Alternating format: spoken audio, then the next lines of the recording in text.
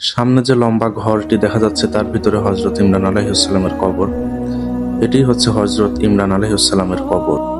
Hello everyone, আসসালামু আলাইকুম। This is Arfin জিহাদ। Welcome to another new blog.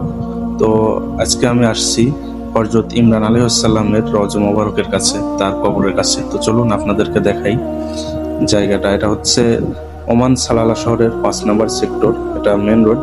রোডের অপর পাশে যে মসজিদটি দেখতে পাচ্ছেন, এই মসজিদের সঙ্গে হযরত ইমরান আলাইহিসসালামের রওজা মোবারক, তার কবরটি রয়েছে। তো চলুন আপনাদেরকে দেখাই এবং তার সম্পর্কে কিছু কথা বলি।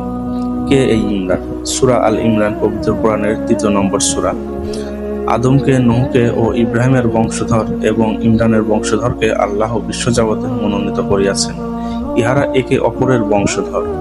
সূরা আল ইমরান 33 ও 34। আলে ইব্রাহিম অর্থাৎ ইব্রাহিমের বংশধর ও আলে ইমরান অর্থাৎ ইমরানের বংশধর থেকেই মহান আল্লাহ মহানবী সাল্লাল্লাহু তাআলা ওফাতের পর সমগ্র জিন ও মানবজাতি সহ সমগ্র সৃষ্টিকুলের হেদায়েত বা পরিচালনার জন্য 12 জন পবিত্র ইমামগণকে মনোনীত করেছেন। ওনাদেরকে মনোনয়ন করার আগে মহান আল্লাহ ইব্রাহিম ও ইমরানকে মনোনীত করেছেন। তো এই প্রসঙ্গে হযরত ইব্রাহিম আলাইহিসসালামের পরিচয় তুলে ধরা এখানে অপেক্ষা রাখে না। তবে যার নামে এই সূরা নাম রাখা হয়েছে আল ইমরান, সেই হযরত ইমরান আলাইহিসসালাম সম্পর্কে কিছু কথা বলার অবকাশ আছে।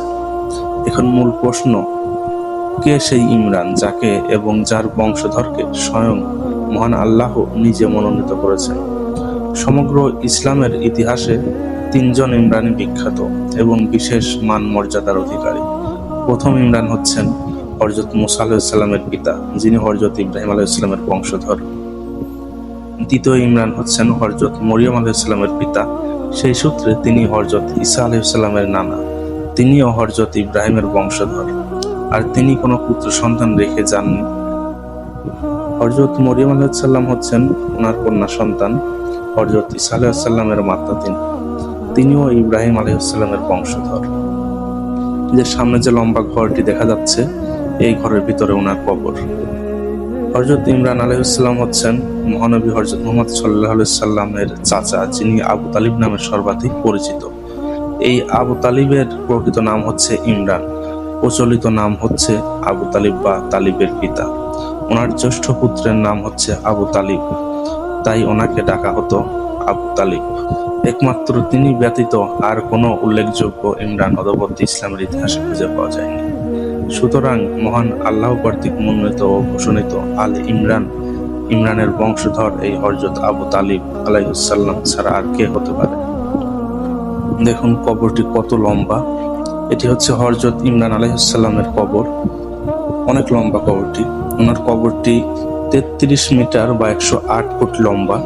অনেকের মন্তব্য আগের মানুষ অনেক লম্বা ছিল, আসলে কিন্তু তা নয়। অবশ্যই তিনি অনেক লম্বা ছিলেন, তবে মূলত বিভিন্ন সময় নবী ইমরানের কবর ভেঙে যাওয়ার পরে কবরের নির্দিষ্ট জায়গা বুঝতে না পারায় কবরের 2 সাইডে কিছু অংশ বেশি করে রাখা হয়, যাতে ভুলেও তার কবরকে অসম্মান না করা হয়, যে কারণে কবরটি বেশ লম্বা করা হয়।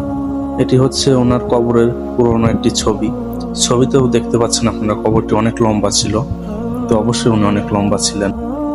তো যে কথা বলছিলাম, আমিরুল মুমিনিন ওয়া ইমামুল মুত্তাকিন, আমরা যাকে চিনি হযরত আলী রাদিয়াল্লাহু আনহু, তিনি হযরত ইমরান আলাইহিসসালাম বা আবু তালিব তারই সুযোগ্য সন্তান, যার জন্মই হয়েছিল পবিত্র কাবা ঘরের অভ্যন্তর। এবং এই মহা সৌভাগ্য এখন পর্যন্ত এই পৃথিবীতে আর কারো হয়নি। জান্নাতবাসীদের সর্দার তথা দ্বিতীয় ও তৃতীয় ইমাম হযরত হাসান আলাইহিসসালাম এবং ইমাম হযরত হোসেন আলাইহিসসালাম এই আবু তালিব বা ইমরানেরই বংশধর। ইমাম হযরত হোসেন আলাইহিসসালামের বংশ থেকে শেষ জামানার ইমাম হযরত ইমাম মাহদী আলাইহিসসালাম পর্যন্ত যে 9 জন আল্লাহর মনোনীত ইমাম আগমনের সংবাদ বা ঘোষণা মহানবী হযরত মুহাম্মদ সাল্লাল্লাহু আলাইহি ওয়াসাল্লাম দিয়েছেন, তারা সকলেই আলে ইমরান তথা আবু তালিবের বংশধর। এই বংশধরকেই আল্লাহ পবিত্র কোরআনে পবিত্র বলে ঘোষণা দিয়েছেন। মাসুম বা নিষ্পাপ ব্যক্তি ছাড়া কোনো লোককে মনোনীত করা আল্লাহর বিধানে নেই। সেই হিসেবে অতি অবশ্যই হযরত আবু তালিব বা ইমরান আলাইহিসসালাম আল্লাহর মনোনীত একজন মাসুম বা নিষ্পাপ ব্যক্তি, এবং এই বংশধরকে আল্লাহ মহব্বত ও সম্মান ও অনুগত্য করার আদেশ দিয়েছেন। রাসূলে খোদা বলেন যে আলীকে ভালোবাসে ও অনুগত করে সে পবিত্র আত্মার অধিকারী। আর আবু তালিব হচ্ছেন আলী রাদিয়াল্লাহু আনহু এর জন্মদাতা পিতা। তাহলে তিনি কত পবিত্র হবেন তা কি ভেবে দেখেছো একবার? যার ওরস থেকে আল্লাহ কর্তৃক মনোনীত ইমামতের ধারা শুরু হলো, সেই আবু তালিব বা ইমরানকে একদল মুসলিম নামধারী জ্ঞান পাপীরা কাফের বা মৃত্যুর আগ পর্যন্ত ঈমান আনেনি, এই জাতীয় ভয়ঙ্কর জঘন্য এ ধরনের কথা বলতো। তো আশা করি সূরা আল ইমরানের ইমরান ব্যক্তিটিকে তার প্রকৃত পরিচয় পেয়েছেন। ওমানে আরো অনেক নবীগণের কবর আছে, নবী আইয়ুব আলাইহিস সালাম, নবী ইউনূস আলাইহিস সালাম, আরো অনেক নবীগণের কবর আছে। সেগুলো আমি পরবর্তী ভিডিওতে দেখাবো। আরো অনেক সুন্দর দর্শনীয় স্থান আছে, সেগুলোও দেখাবো। তো আজকের ভিডিও এই পর্যন্তই থাকছে। দেখা হচ্ছে পরবর্তী ভিডিওতে। সে পর্যন্ত চ্যানেলটি সাবস্ক্রাইব করুন, ভিডিওটি লাইক করুন, কমেন্ট করুন, শেয়ার করুন এবং আমাদের সাথেই থাকুন পরবর্তী ভিডিও দেখার জন্য। আসসালামু আলাইকুম।